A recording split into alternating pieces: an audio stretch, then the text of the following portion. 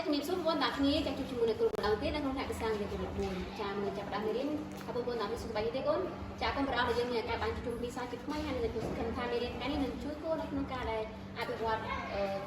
bisa để bọc ôn can ta bisa làm cha con bảo chứ mình hay bao nhiêu cái từ dân in industry style and fashion part B that is come in one interaction shopping fashion តែដល់ស្រង់ទាំងពីសភៅ Falconer នៅក្នុងទំព័រទី26ណាចាអញ្ចឹងឲ្យមានរបស់យើងថ្ងៃនេះតើតើជាមួយ interaction មានថា clear ប្រយោគដែលយើងប្រើប្រាស់នៅក្នុងការនិយាយចាដែលយើងផ្ដោតទៅលើសំណួរណាឬក៏ clear ដែលយើងប្រើសម្រាប់សួរពេលដែលយើងដើរ shopping ឬក៏ដើរផ្សារទិញអ្វីឬក៏ជាពិសេសតើតើជាមួយ fashion គឺស្ដាយពីសម្ភារៈណាណោះចាមានទិញអាវចាអញ្ចឹងនៅក្នុងការប្រើប្រាស់សំណួរនៅពេលដែលយើងទៅផ្សារពេញសម្ភារៈពាក់ហ្នឹងគឺយើងមាន2ចំណុចទីមួយគឺ asking where things are ដែលយើងប្រើប្រាស់សំណួរនេះដើម្បីសួរអំពីអាវឬក៏សម្ភារៈពាក់ផ្សេងៗថាតើវានៅទីតាំងណាចំណែក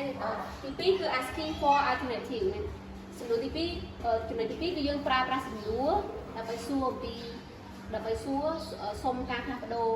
ជាទំហំឬក៏ជាពណ៌កៅអៅចឹងអញ្ចឹងនៅក្នុង asking where things are មាន3សំណួរដែលយើងអាចយកទៅប្រើប្រាស់បានហើយសំណួរគឺមានបែបជាសំណួរសួរធម្មតា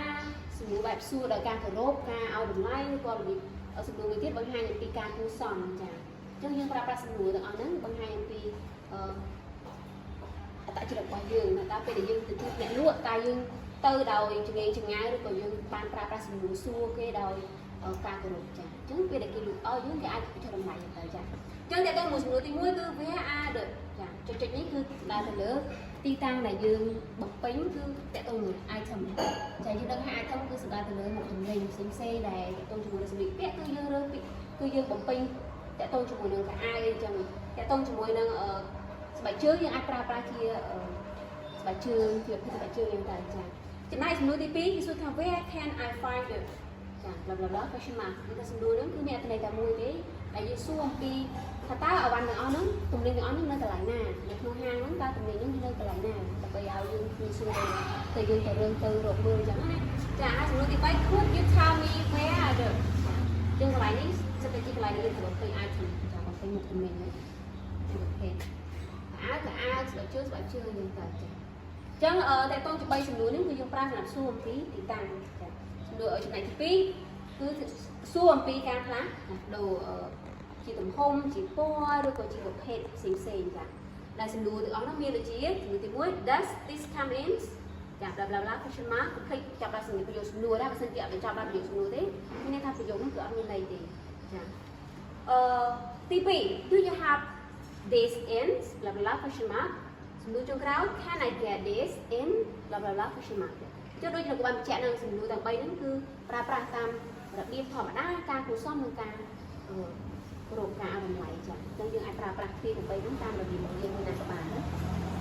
ចាឥឡូវនេះក៏មកថាពេលវេលាយើងមើលឧទាហរណ៍របស់យើងថាតើពេលដែលគេប្រើប្រាស់ clear ឬក៏ប្រើប្រាស់សំណួរនៅក្នុងការនិយាយពេលដែលទៅផ្សារទិញអីវ៉ាន់ហ្នឹងតើគេប្រើបែបណាយើងទៅមើលទាំងអស់គ្នាចាបន្ទាប់មកកុំភ្លេចបងប្អូនទាំងអស់គ្នាគឺបន្ទាត់ពីក្រោម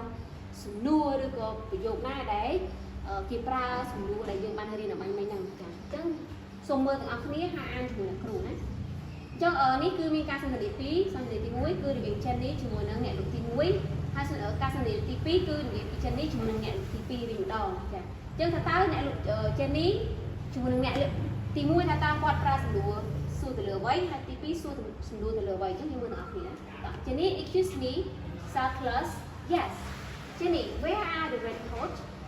អញ្ចឹង Jenny គាត់បានសួរ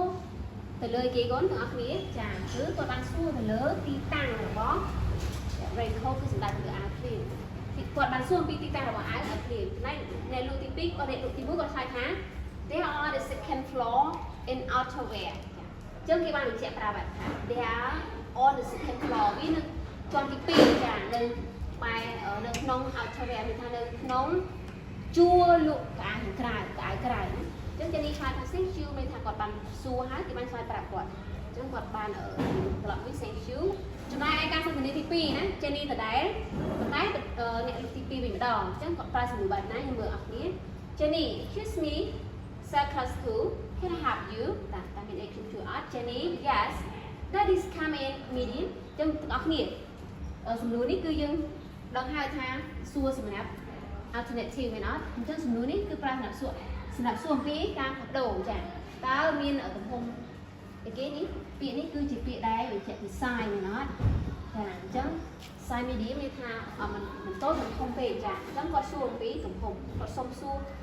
ពីទំហំផ្សេងចាអញ្ចឹងនៅពេលដែលយើងសួរសំណួរបែបនេះអ្នកលក់គេដឹងហើយថាអូមានថាអ្នកទិញគឺគាត់ចង់បានគាត់ចង់មើលទំហំផ្សេងណាដូរទៅទំហំផ្សេងអញ្ចឹងពេលយើងឆ្លើយតបយើងអាចឆ្លើយ I believe so ចា let's see yes here you go ហើយខ្ញុំគិតថាមានអញ្ចឹងទៅរកទាំងអស់គ្នាចាអញ្ចឹងពេលដែលយើងដល់កន្លែងដែលយើងឃើញហើយយើងអាចនិយាយថា yes here you go Jenny thank you Cycles 2 if you want to try it on the fitting room are over there ចាអញ្ចឹងទីត្រាប់ចុងក្រោយទៅនឹងបន្ទប់ទៅ logo អាហ្នឹងដើម្បីឲ្យត្រូវជាមួយហ្នឹងអ្វីដែលគាត់ចង់បានអញ្ចឹងសម្រាប់មេរៀននេះអ្នកគូសង្ឃឹមថាក្រោយយើងរៀនចប់បុគ្គលទាំងអស់គ្នាអាចចេះយកឃ្លាប្រយោគទាំងអស់នេះទៅប្រើប្រាស់នៅក្នុងការនិយាយជាភាសាអង់គ្លេសជាពិសេសនៅពេលដែលយើងអនុវត្តជាមួយមិត្តភ័ក្តិដើម្បីឲ្យយើងកាន់តែស៊ាំទឹកជាមួយការនិយាយផងដែរ